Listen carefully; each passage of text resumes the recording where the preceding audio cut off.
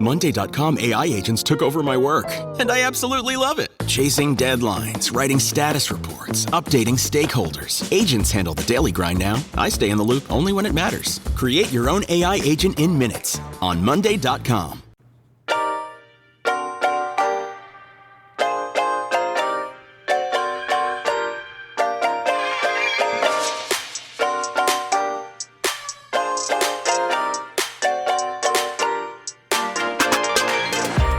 Welcome to the RuPaul's Drag Race Recap Show for All Stars 11, Episode 11, titled Tournament of All Stars Rumble. My name's Joe Batance, and I am joined, as always, by one very talented co-host from the podcast. Pod is my Look, if the talent we saw in this show is any indication, you're the most talented person in the world. Pod is my co-pilot. Please say hello, hello, hello to Taylor the Latte Boy. Hello, Taylor. Well, it is a talent show. Oh, God. Was that brought up on Untucked? No, it was Crystal just gave her a hug and said, I love you. And I know that wasn't about me. And Jasmine's like, you're right. It wasn't about you. I was in my own feelings. So like nothing came of it. You know what? That could be true, though, because I can kind of relate, even though I think Jasmine often, let me tell you guys something. And as a therapist, Taylor the Latte Boy DDS can probably relate. In fact, he wrote a book about what I'm going to say called "It's Not You, It's You," that you can get on Amazon. Taylor the Latte Boy DDS. But what it is often when I'm criticizing these people like Jasmine Kennedie, it's usually because I've done something similar. Oh, and yeah. We hate in others what we see in ourselves. That's the subtitle of the book. So I'm glad you got to plug it. Mm-hmm. So like during my I met Christian Ochoa, beloved Afterthought co-host, on at this Spotify program we were involved in, right? Mm-hmm. And there was like a big boss, so we'll talk about him later. But he had these two people who were facilitators for the part of the program. And they fucking loved Christian. They fucking loved him, right? Mm-hmm. And they would do this really annoying thing. So we would do this, because this is right after COVID. So these meetings were over Zoom. Mm-hmm.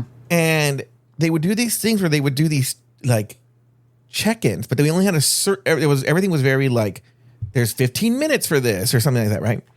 10 minutes, we'll say, right? 10 minutes for checking in. And they would always start with Christian. Mm-hmm. He would use up the entire 10 minutes. And they go, well, we have to move on and talk to none of us, right? So like 3 or 4 meetings in, I fucking had a fucking goddamn Elton John throwing a piano fucking goddamn tantrum. About this. And I can truly say it had nothing to do with Christian. They were calling on him and he was just talking, right? Right. But I could see how someone might take it that is against Christian, but it wasn't against Christian. It was just like, there are other people here, right? People? Yeah. Thank you. Now I'm Team Jasmine Kennedie. Anyway, if you guys like hearing me bitch and moan and complain, then you can go over to Just Between Us Girls over at patreon.com/afterthoughtmedia and join at the executive tier level and above to get that content. But also, you can go to Apple Podcasts. Go to Apple Podcasts, you subscribe there. And you might be thinking, well, wait, All Stars is ending soon. Why would I do that? Oh, because I have surprises in store, everybody. Not really. But no, I have something planned, so don't worry. So there is tons of content, tons of things happening. You also, the rumor mill's still going to go on. Mm-hmm. The tea is still going to go on. Throwing down is still going to go on. Well, no one cares about throwing down. But, a ton of other shows that Lori may or may not show up to. Trigger warning? Oh, yeah.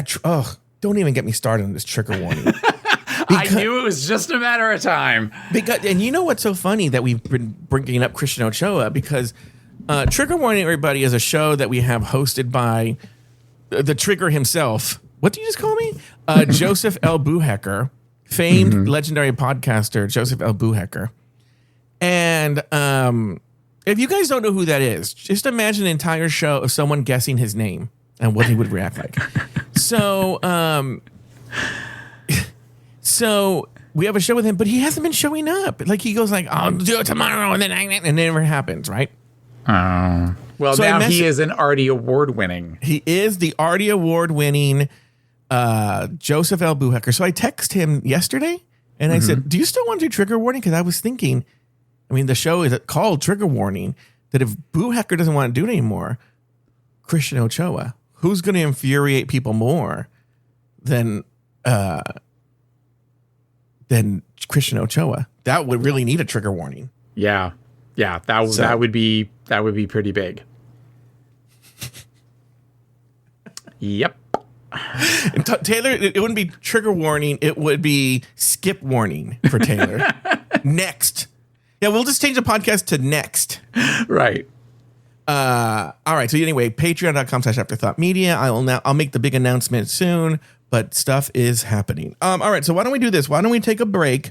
And when we come back, we are going to talk about the rest of the episode. We're going to talk about the actual episode. We're going to start talking about the episode. We'll be back right after this.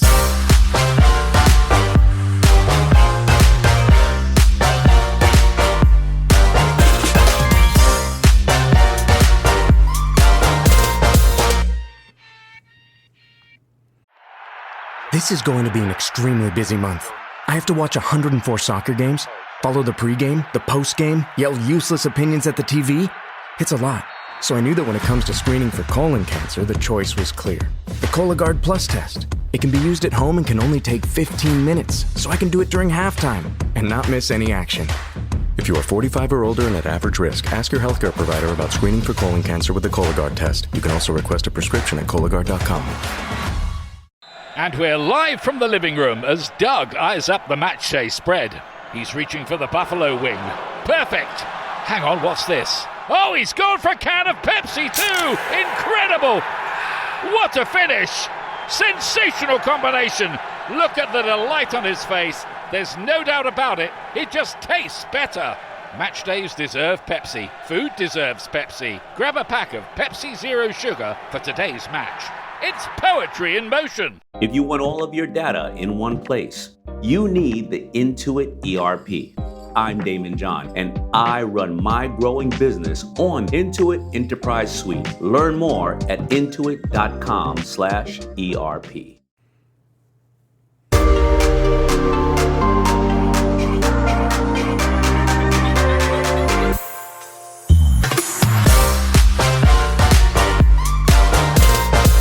And we are back. This week, the girls have a mini challenge where they try to pose as sexy as possible while foam is sprayed on them. For the maxi challenge, the girls will show off their skills in a talent show. On the runway category is It's Giving Crowned Queen. On the main stage, Crystal Methyd is named the winner of the challenge, while the girls rated Sam Starr and Akira Davenport the bottom two queens of the week, forcing them to face off in a lip-sync battle for their lives. In the end, Akira was told, "Shantae, you stay," while Sam Starr was asked to sashay away. Taylor the Latte Boy, can you give me two things you liked about the episode and one thing you did not?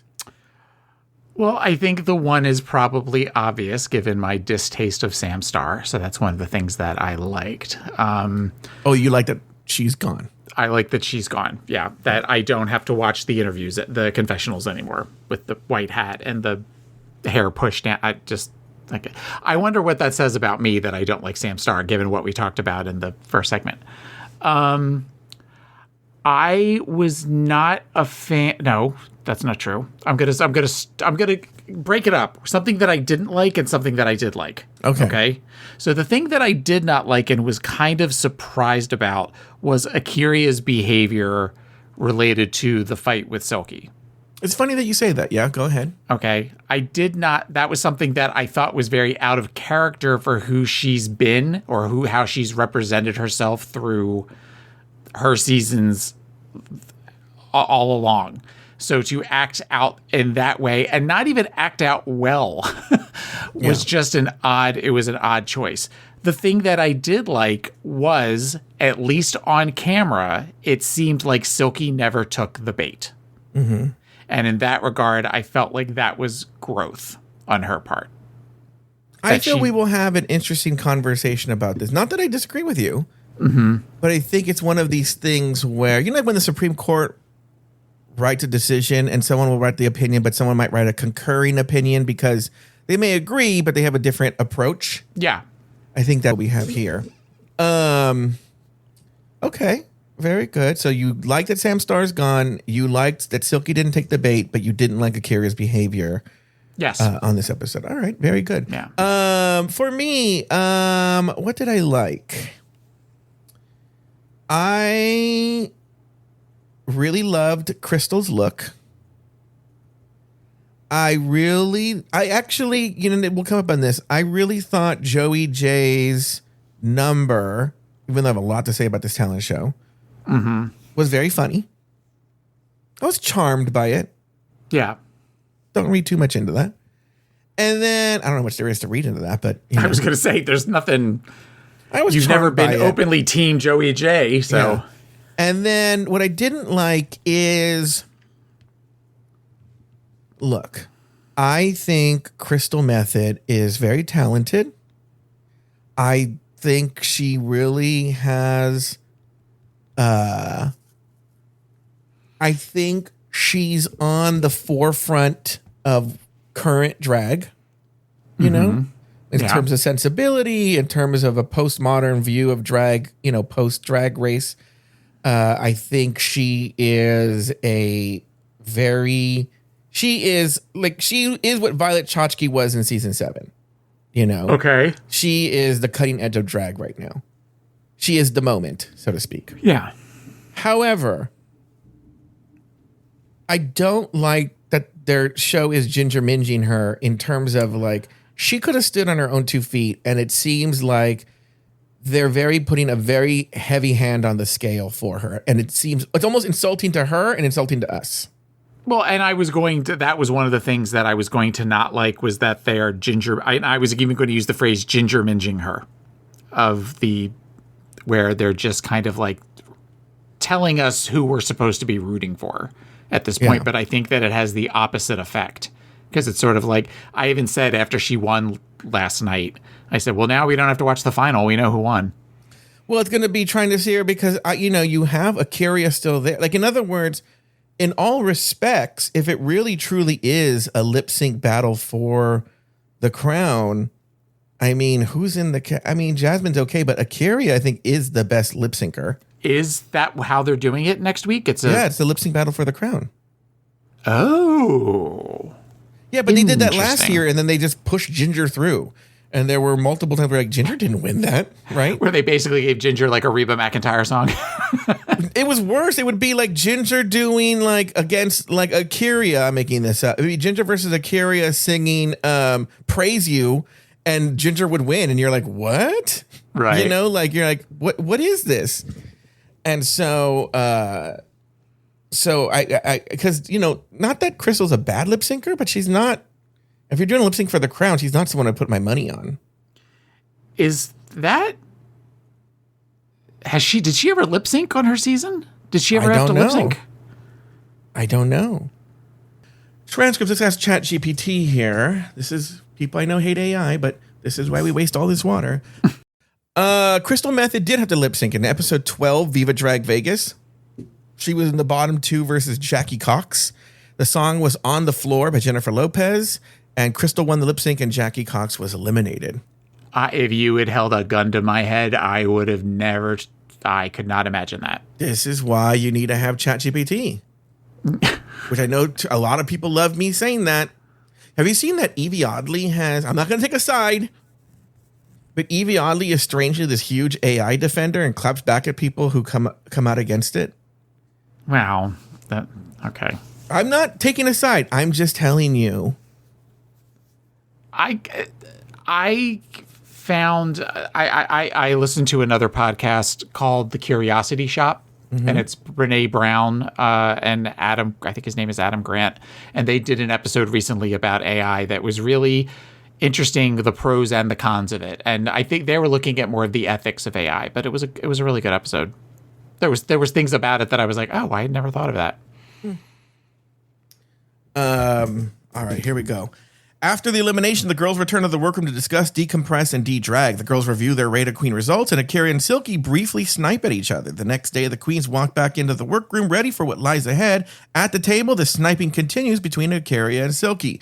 For this week's mini challenge, the girls will get into quick drag and attempt to lip sync to a RuPaul song while the pit crew hoses them down with foam. In the end, Sam Starr was named the winner of the challenge. Taylor the Latte Boy, why don't we stop there? Why don't we discuss everything that is going on here? Let's start first with that after the elimination.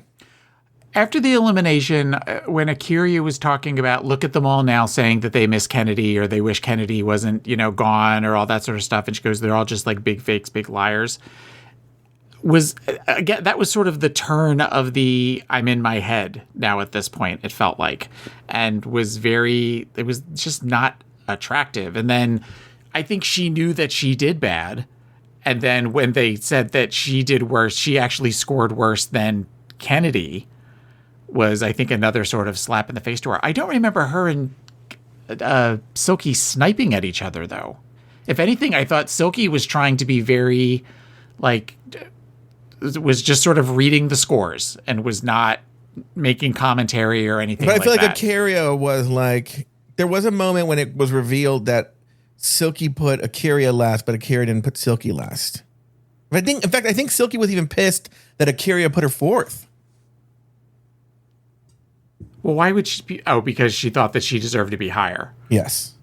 Well, but I think that whole thing of I'm going to be fair only goes so far. Yeah. So what are they going to do? They're both going to put each other first to prove a point? That's never going to happen. Yeah.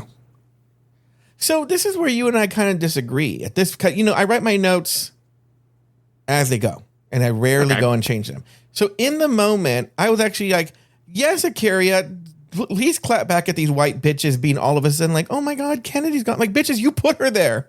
Right. Right?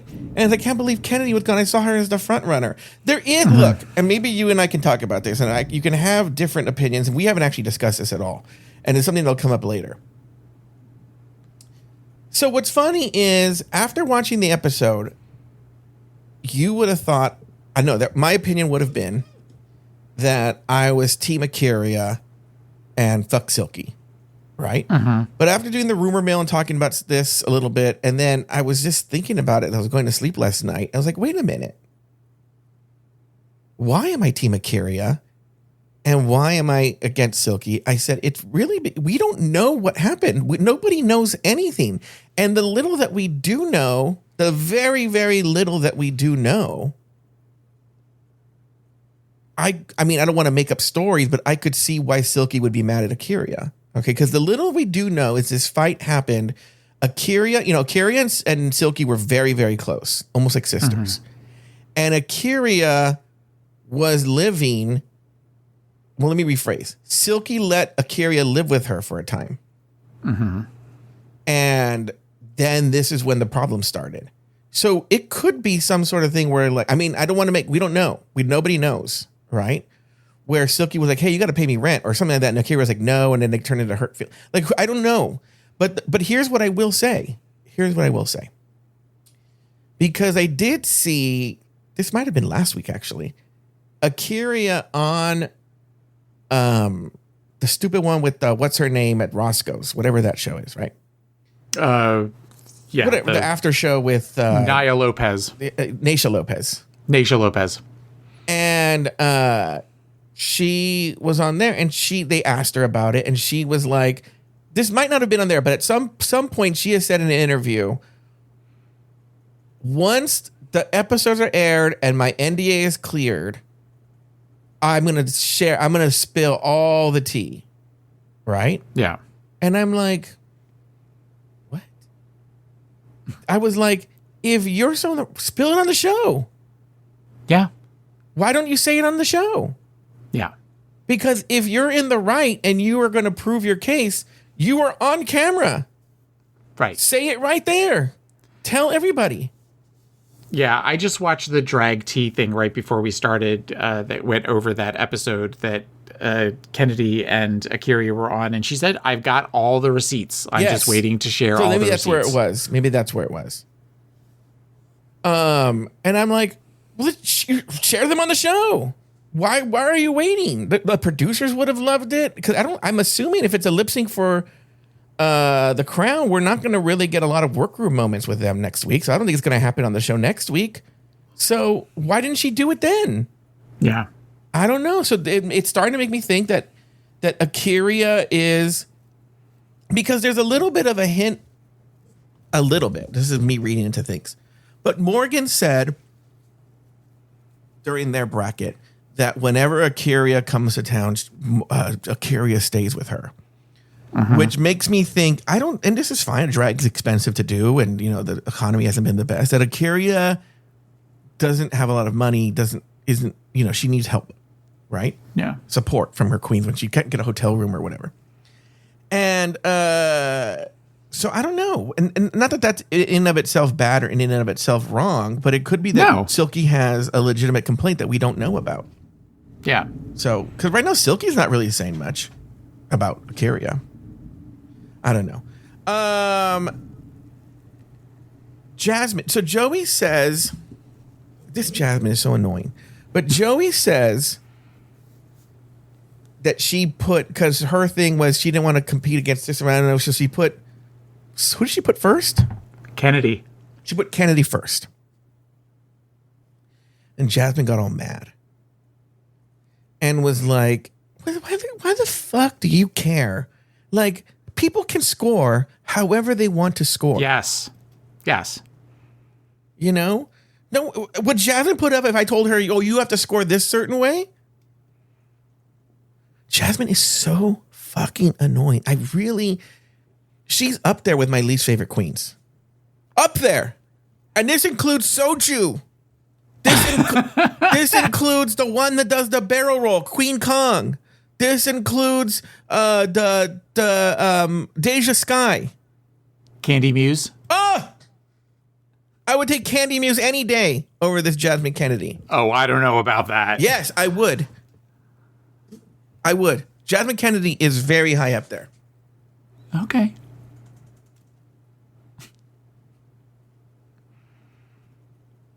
The next day. The mini challenge. Any thoughts on the mini challenge? I thought the mini challenge was fun. It felt very old school drag where they got them to do look stupid.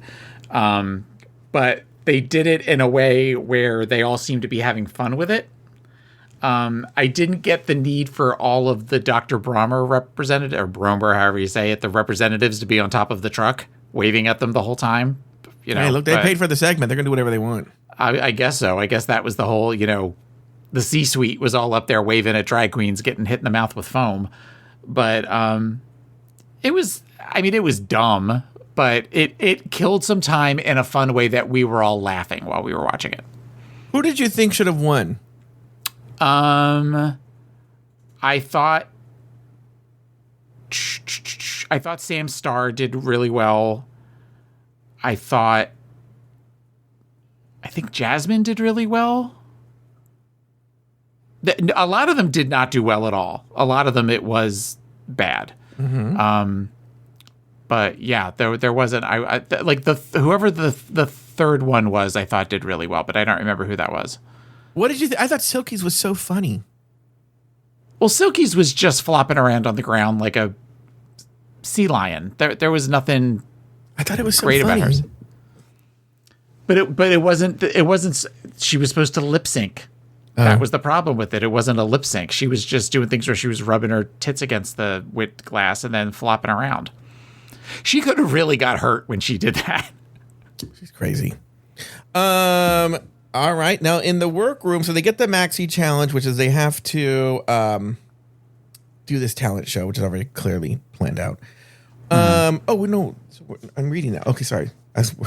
For this week's Maxi Challenge, the girls will perform in the Tournament of All-Stars. It's called the All-Stars All-One Talent Rumble. Later in the workroom, the girls get to work on their talent show performances. For the most part, the girls discuss their different performance ideas. Later on the main stage, the girls working in groups choreograph their numbers with the dancers. Again, not much plot development. The girls literally just rehearse. It's elimination day and the girls get ready for the runway. Akira rushes to finish the puppets she needs for her performance. Joey admits to some Raider Queen shenanigans. The girls have a discussion about how they will vote, and this brings up some more sniping between Silky and Akira. All right, let's stop here. Any thoughts on this workroom? Everything that happened in the workroom, and we'll include the rehearsal if you want to do here too. The dancers. Oh my God, best the rice. dancers. Who were your favorites? The two with facial hair.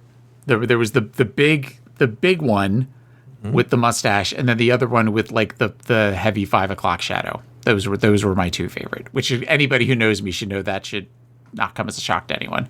Okay, I did not like the one with the mustache, and I like the one with the 5 o'clock shadow. He's definitely, but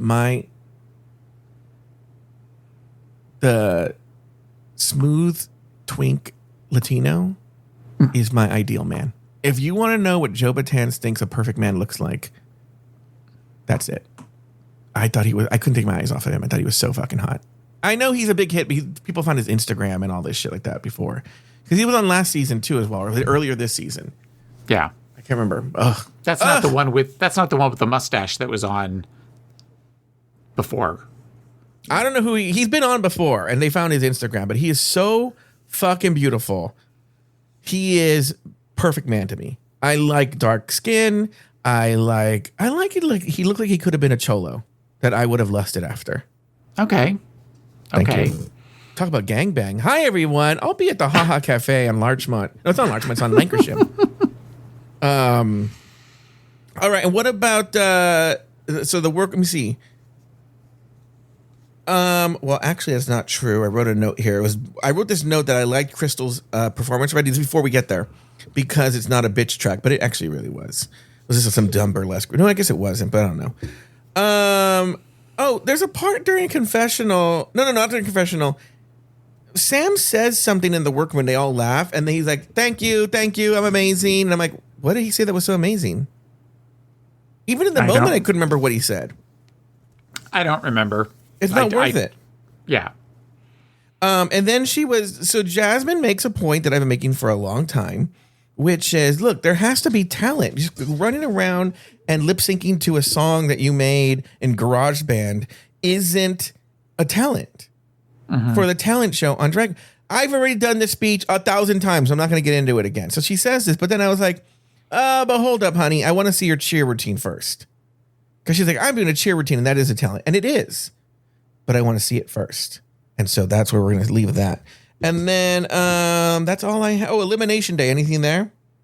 The whole thing with Joey, I don't understand why they thought that Joey was playing games with the putting Kennedy first. And then Joey was very, I'm worried that now they're going to all work against me because they think that I'm playing these games that I'm trying to do that. It honestly, it made sense in a way for her to put somebody that she was afraid of lip syncing against higher up. That was pretty smart to do. There's this thing, and actually, this is it's semi-related to what I was going to talk about here for Elimination Day, but there's this thing on All Stars, and it started, I don't think they did this in All Stars 2, but All Stars 2 laid the foundation for it, which there is this sort of like groupthink that happens.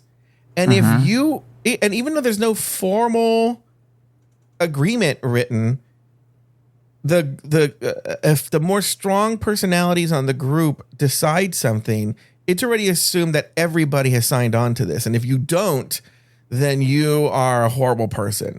So like, for instance, and we've talked about this numerous times, no one from the side of RuPaul's Drag Race ever, the judging side, has ever talked about points or if I'm talking about regular Drag Race, they'll be like, oh, there's no one ever, this is something that the girls have decided, right? And when it comes to like All Stars rules and all that, they come up with these weird rules. And so Jasmine's a good example. Jasmine is a perfect example of white girl privilege, where she is like, well, I decided this is how it should be done. I don't know why anyone is going against this. My way is obviously the most logical way. And if you go against this, you're cheating or you're a bad person or you're right. And it's like, but you decided this for you. The show never said it had to be a certain way. They could judge however they want. You rate the queen. But we tend to, like, Jasmine, one of these people that, which is so funny because I got in a little bit of trouble last week when I said, but what I will say is you would think Jasmine would be a little more sensitive to someone who wants to think outside the box and not go with the mold or what people tell them to do. Thank you. So I thought it was interesting. Mm-hmm. You know, we often accuse the producers of putting their thumb on the scale for people. And, you know, this definitely happened this episode, and especially with Akira. But it's interesting that we saw the girls doing it themselves. They've learned how to do this. They've learned how to conspire and give the editors what they want for a reasoning for what's going to happen. And so they already start shit talking Akira as puppets. And I mean, we didn't see anything in this elimination day that would be like, oh my God, the puppets aren't ready or anything. It was like, oh, Akira's struggling with these puppets. And then she's just like working on the puppet.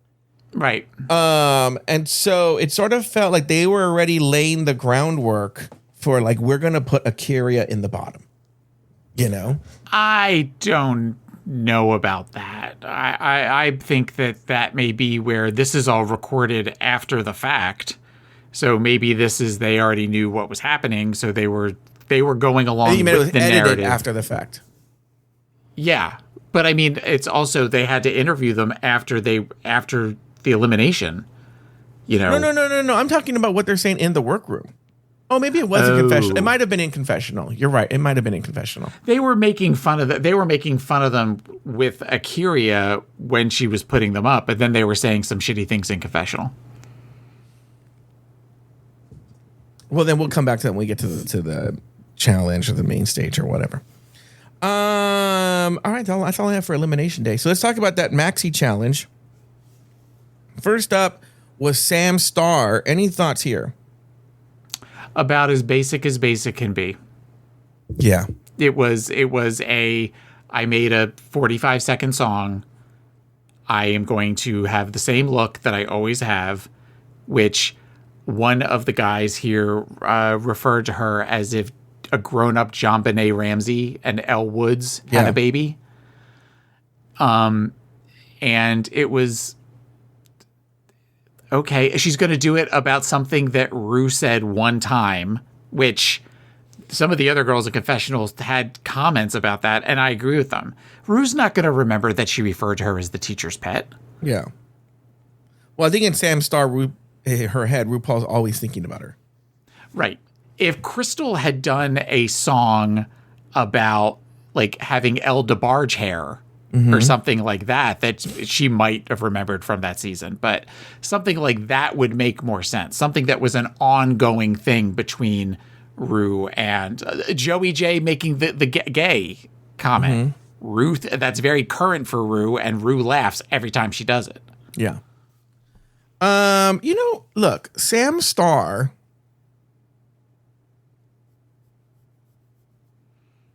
there used to be this thing for certain types of young musicians who were technically perfect. Technically perfect. They would play the notes exactly as written, you know? But they were soulless. It was just technically excellent, but there was no passion or soul in their playing, you know? Yeah. And that sort of encapsulates Sam Starr. Everything is technically perfect. But like someone said in the confessional, she doesn't have that X factor. She's soulless. It's a soulless technical, it's like watching a robot do something. You could pull her out of that and put in any other drag queen, and you wouldn't notice the difference. There isn't anything about it that screams, oh, this is a Sam Starr number. Yeah. There's just something, there's no originality. It's just soulless. And I think that's something she's going to have to struggle with.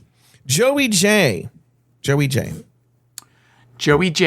was, you used the phrase charm earlier, and I thought Joey J was charming. The tripping as they did the flip with her was her, pardon the pun, downfall, only because her face at that point, you could see the wheels spinning in her head where she just went from being, I'm smiling, I'm doing stuff, to, oh my God, what just happened? I totally fucked up, but I have to finish my number. But so look, here's the, like I said, she's actually the opposite of Sam Starr. Technically not great, right? But there's a soul and a humor to it, right? Yeah.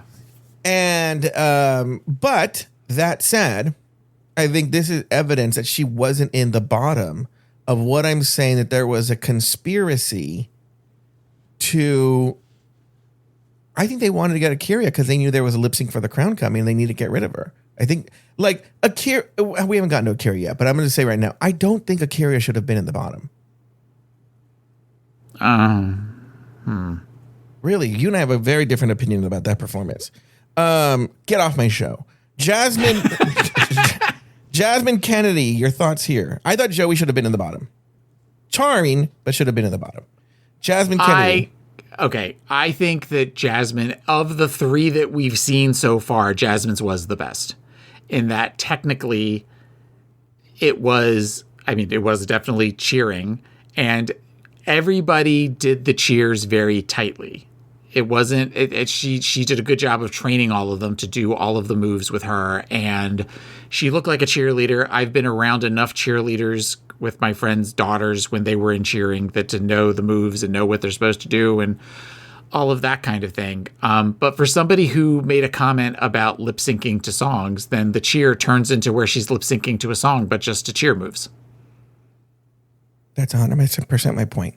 If she would have just done, had some basic ass royalty-free music playing, and or just made up a cheer about All Stars. Yes, or made up a cheer about All Stars and all that, I would have been 100% Jasmine Kennedie is the winner.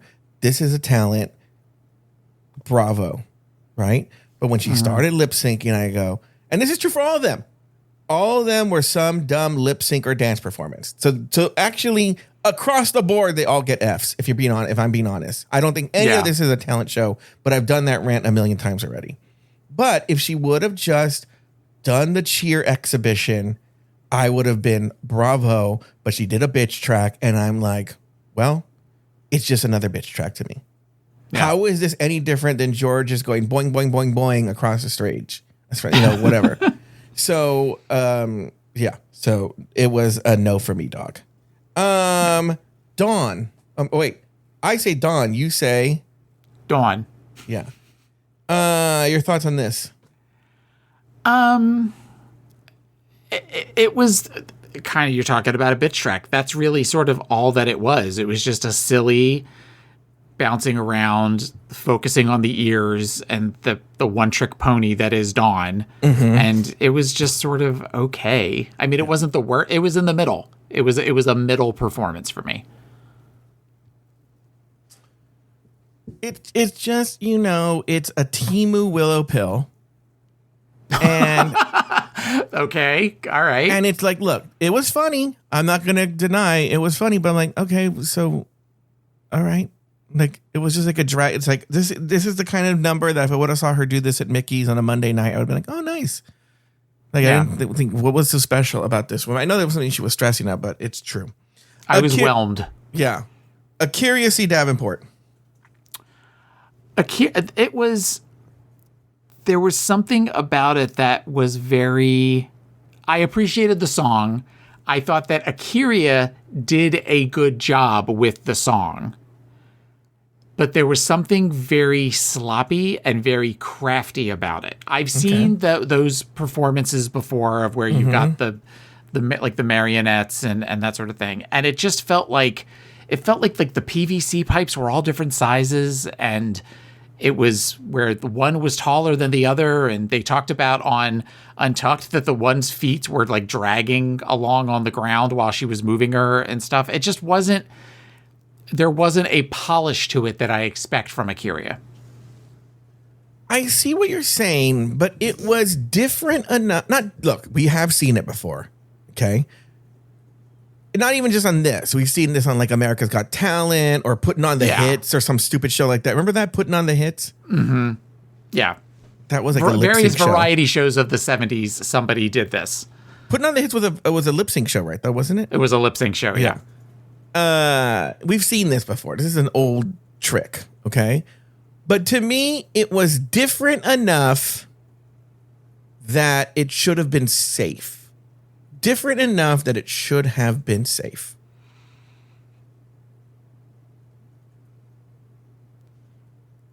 Look, Joey J legitimately fucked up. She welcomed the whole thing, right? And so she should have been in the bottom. Samstar was boring.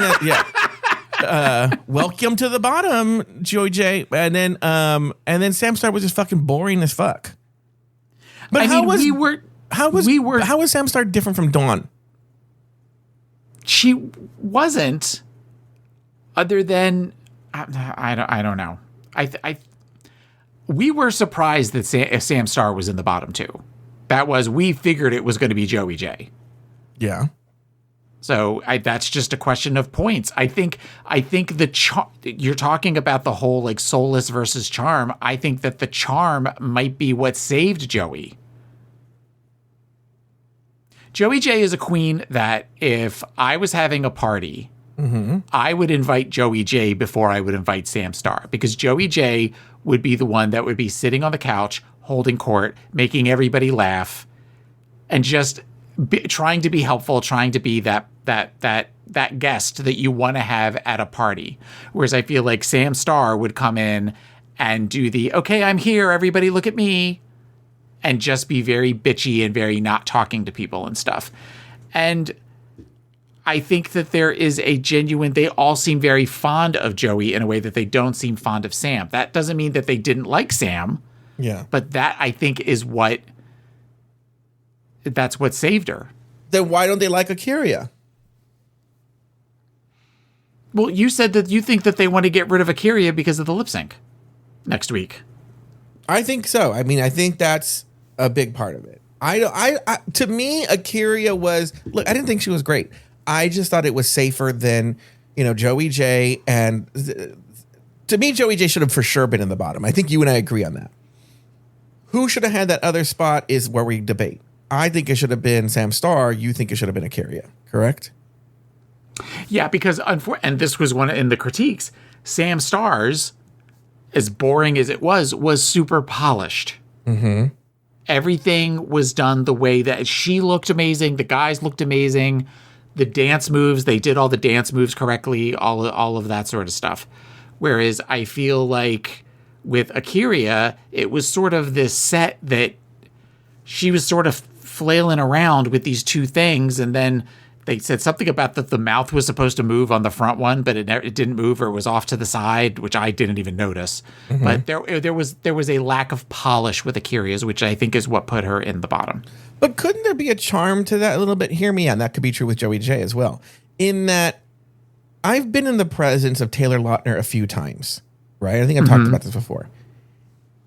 And Taylor Lautner, I don't know if this is still the case, but at the time, this is around the time of Twilight, his skin was so flawless with no pores, no visible pores whatsoever, right? That it was honestly kind of repulsive, right? Like you can be so perfect that it's repulsive, you know? And especially we like our men with a little smudge on them, right? And so could it be with Samstar that it was so technically perfect that I think Samstar's repulsive for that same reason, right? There's just something, a repulsive perfection to Samstar that seems there's no ability to connect. Alien. It's almost like he's like a human version of AI slop. Okay. And so I see why he's in the bottom from that respect. There's just something repulsive about his perfection. I know AI slop is not the perfection part, but you get what I'm saying. I get what you're saying. There's something unnerving about him, uncanny valley about Samstar's performances. Yeah, I was just going to say uncanny valley. Yeah. Let's move on to Crystal Methyd. We liked Crystal's. We thought Crystal's was, once we understood what she was trying to do with the ripping pieces off because she's a snowman, I thought hers was the most burlesque of all of the burlesque shows. Yeah. There was a striptease to it. There was, the music went along with what you would normally think of as burlesque music. And it was a fun, silly number. The carrot thing at the end was gross, but it also got everybody's attention. I think Crystal, and this is probably why the thumb is on the scale for Crystal. Crystal, I feel, has really done her homework and tapped into something that I really wasn't aware of, because I don't think it's front and center either, is RuPaul's love for absurdity, like crazy, crazy absurdity, right? Subversive. Yeah, because, and I didn't become aware of it until she did that thing in her bracket, and somebody said, oh, that reminds me of this video that inspired you, and she said yes. And then I went and watched that video. I can't remember what it was, because RuPaul, she said it reminded me of this video that RuPaul was in. I had never heard RuPaul was in this short little comedy thing. Yeah. And I went and watched it, and it's so ridiculous, and it's so in the field of like Jimbo and Crystal Methyd that I was like, oh, Crystal sort of found the little spot on Smog where the arrow can go through. And I don't know why RuPaul's never made that really a big deal, but I think Crystal has really tapped into that. And I think that performance really spoke to Ru's comedic sensibilities. It doesn't come out as much. Yeah, she loves like the old fucking, Mae West impressions and shit like that. But I think she has a really soft spot for like just crazy absurdity that makes no sense. Yeah. And probably explains to me too when like Willow Pill did that stupid bathtub one that I did not think was funny at all, but RuPaul was living for. And I think it speaks to that. Yeah. I don't know. For me personally, I did not hate Crystals, and I was amused. But I just like my criticism of the other ones, I'm not sure really how of a talent that was. It was just like a funny drag show performance. I didn't necessarily think that it should have won. Yeah. I was surprised that it won, but it was serviceable. Honestly, like I've seen a lot of like, well, let's do Silky's first. Silky. I thought Silky was in the running to be the winner. Okay. Of the season. I thought that her dancing, her choreography was very tight. And everybody, the execution of it, I thought was really good. And I was very impressed with that compared to other performances of hers. As somebody who's always been referred to as sloppy in the past, I thought that it was a very concise, sharp, tight performance that she did really well. I thought she did better than Crystal.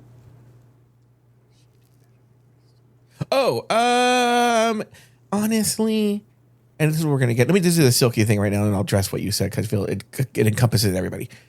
I didn't like Silky's. And what's funny is Silky does have other talents. She's really good at like flags or something like that, and I can't remember some other weird ass talent she has too that she's done before, and I thought then that she did a really good job. And so, like, to me, this was just like a standard fat girl drag performance with the high kicks and all that shit. And she played the piano the last time she was on All Stars. Yeah. She can play the piano. She can do these flags. I guess she's like, I already done these. I'd actually done my real talents. How many talents do you think I have? And so this one I was like, meh, which leads me, to compare all of them. I mean, I know there are people online who are very upset because Jasmine is a precious little angel that needs to be protected at all costs. Very upset that Jasmine didn't win. I don't think it's as clear cut as that, but I think looking at the playing field here on a very mediocre, almost as mediocre as the food at Salazar, on a very mediocre playing field, I guess Jasmine would be the winner in my book, but it is a very, very limp thumbs up for me for that. But I don't know where you fall. I think Jasmine, if they had said, Jasmine, you are the winner this week, I would have agreed with that. I would have been okay with that as an answer. But then this is one of those cases, and I think, it's so funny because the show can play with things as much as they want and give weight to things as much as they want. So we're going to go to the next part right here, which is the runway category being, what is it again? I said it earlier. It is, it's giving crowned queens. I imagine some sort of like winner type of look or something. Yeah.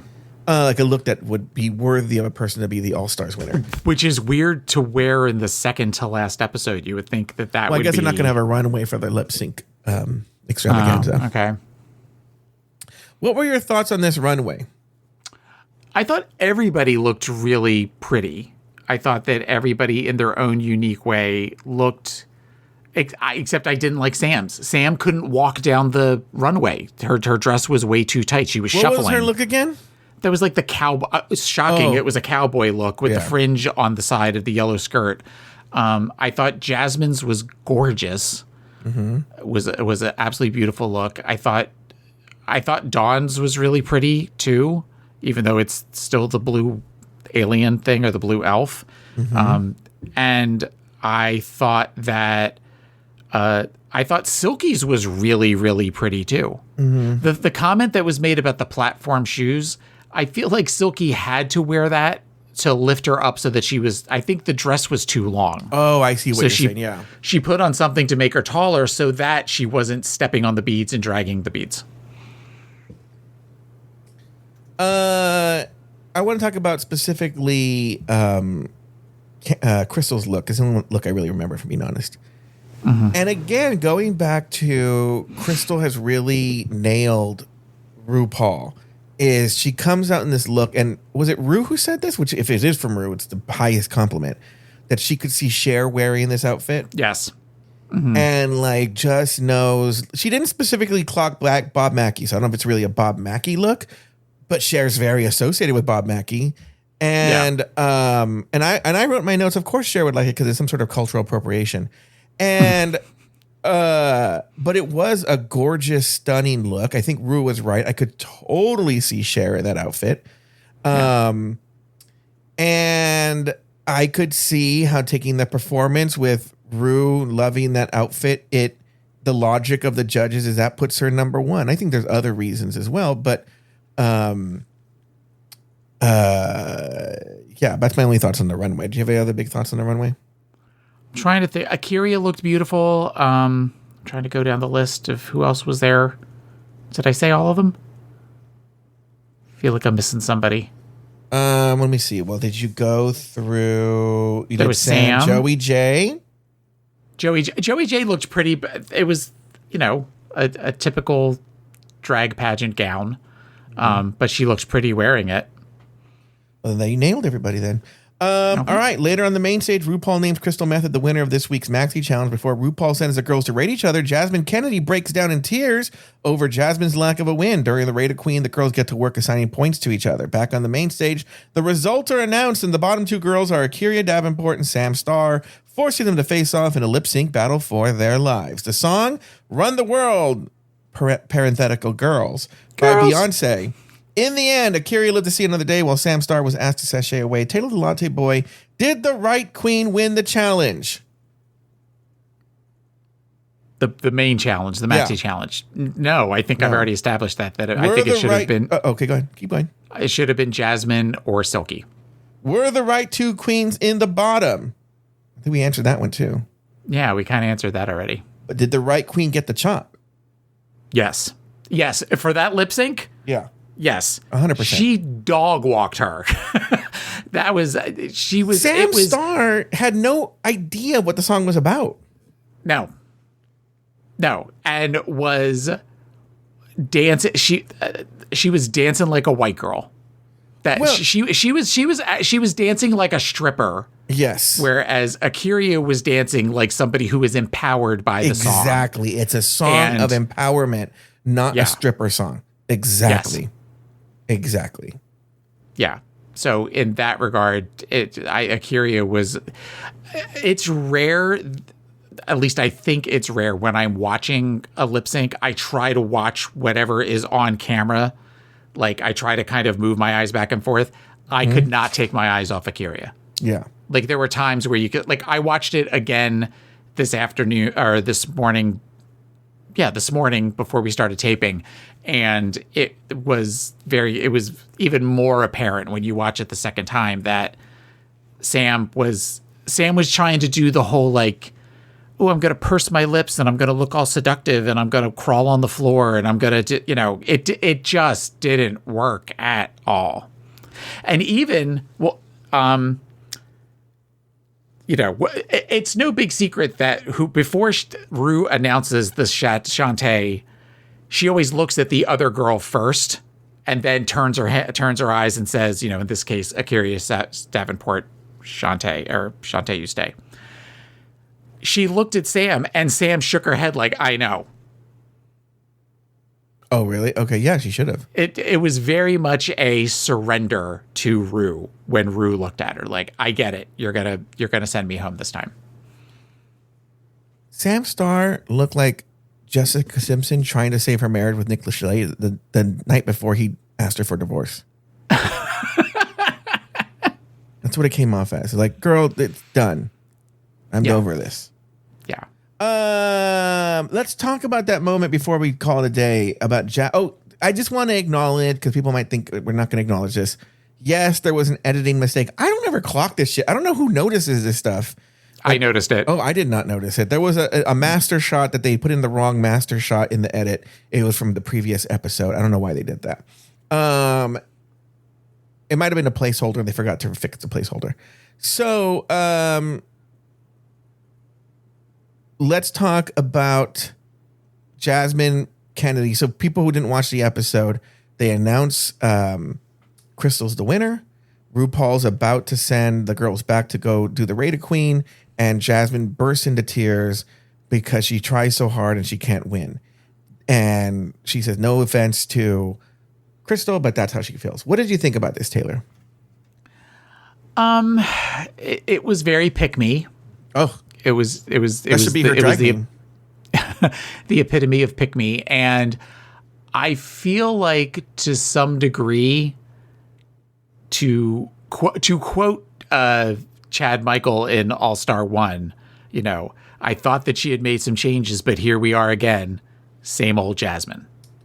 Well, my thoughts to her, to quote Chad Michaels in All-Stars 1, happy Hunger Games, bitches. It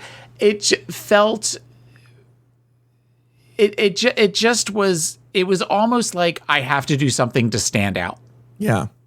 I need to do something to give a little drama or something. And I don't necessarily get it. And had she just said, I'm just really sad, no offense to Crystal, I'm just really sad, that would have been one thing. But it's a talent show was, you can't tell me that wasn't an attack at Crystal. Yeah. But then we're going to play it off as, I was just in my feelings and I was just fuck off. Mm-hmm. Jasmine Kennedie has a problem. Mm-hmm. Also, too, like, she forgets. And this is the part, there's a saying that relates to just privilege in general, right? Mm-hmm. But, which is, you might say about a person who's very privileged and kind of obnoxious about it, that they were born on third and act like they hit a triple. Okay. Okay. And I'm relating this to Jasmine here is she did not do well in her first bracket. Let's remember, she didn't do well in her first bracket. She got no wins there.